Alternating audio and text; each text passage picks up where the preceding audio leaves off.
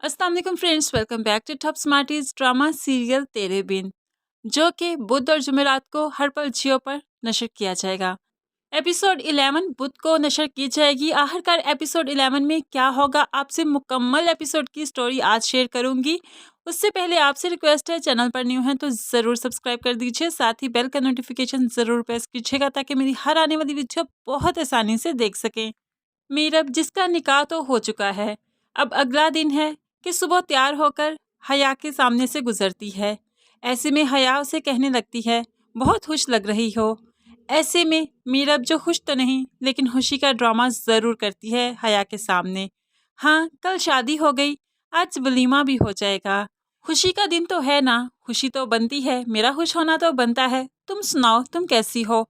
ऐसे में मीरब उसे अपनी मुंह दिखाई की रिंग भी दिखा देती है। ये देखो, रात को मुर्तसिम ने मुझे दी है, तुम लोगों की खानदानी रिंग है जो आज मेरी उंगली में है। कैसा लग रहा है तुम्हें? हया, जो जल भुनकर कोयला तो हो ही गई, ऐसे में जली भुनी कहती है, बहुत ही समझदार समझती हो ना खुद को।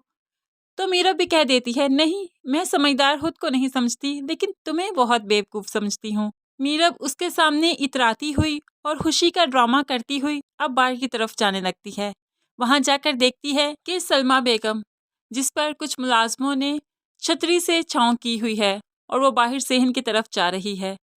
मीरा भी सेन की तरफ चली जाती है तो सलमा बेगम काफी औरतों को लिए बैठ जाती है और औरतें सामने चटाई पर जमीन पर बैठी हैं, और यहाँ पर सलमा बेगम कुर्सी पर बैठ जाती है, उनकी मसले सुनती है, उनके मसलों का हल बताती है, और ऐसे में वो सलमा बेगम के हक में नारे लगाते हैं और इसकी तारीफों के पुल बांधती हैं।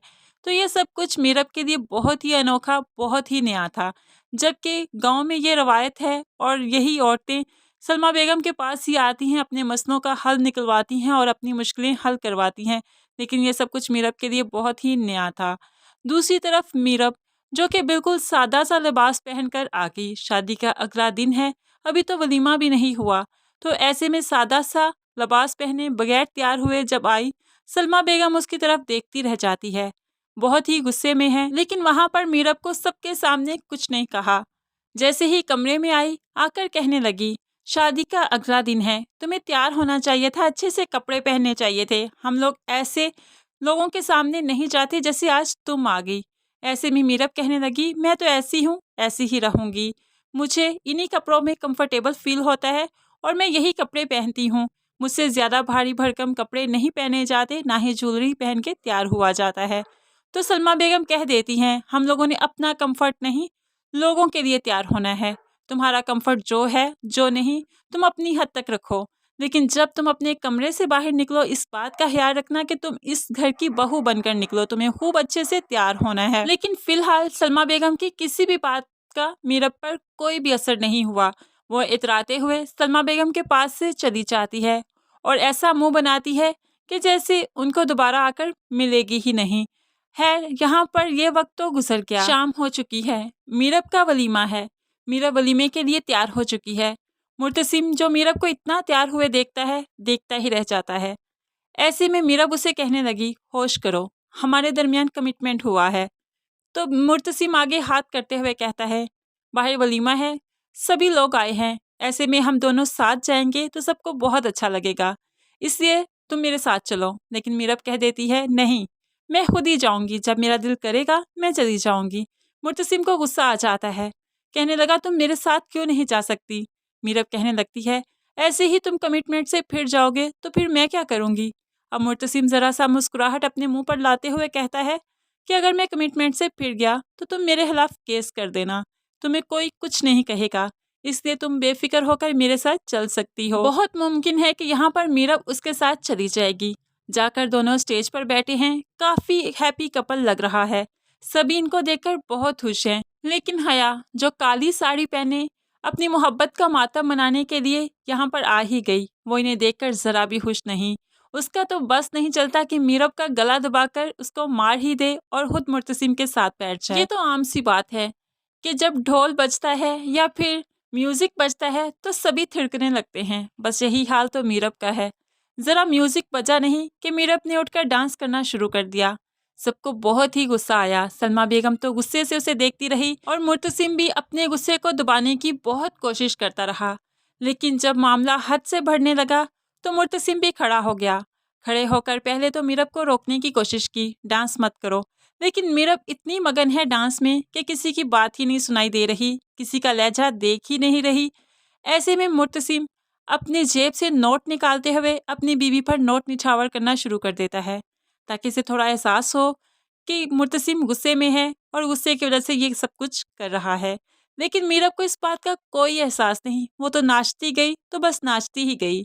ऐसे में जब फंक्शन खत्म हो गया, अब तो सलमा बेगम से ज़रा बर्दाश्त न हुआ कि इसने आज क्या हरकत कर दी। इसका मुंह सीधा करते हुए जोरदार थप्पड़ मार देती है वलीमे की दुल्हन, और ऐसे में सास ने मार दिया थप्पड़। तो आप खुद सोचें ये माजरा, ये समा कैसा होगा। हर तरफ सन्नाटा फैल जाता है। मीरब बहुत ही हैरानगी से सलमा बेगम को देखने लगती है।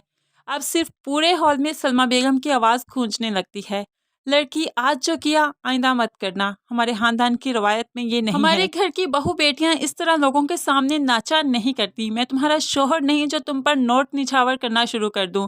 मैं तो तुम्हें सीधे तरीके से समझाऊंगी और तुम्हें सीधे तरीके से ही समझना पड़ेगा। ये कहते हुए गुस्से से सलमा बेगम जो अंदर चली गई। मुर्तसिम मीरब के सामने आकर खड़ा हो जाता है, बहुत ही गुस्से में है। ऐसे में मीरब और ज़्यादा गुस्सा दिखाती है मुर्तसिम को, कहने लगी आप ये गुस्सा करने आए हैं मुझ पर, जैसे माँ ने थप्पड़ मारा आप भी थप्पड़ मारना चाहते हैं। तो लीजिए मेरा दूसरा गाल भी हाजिर है, इस पर आप अपना गुस्सा उतार लीजिए।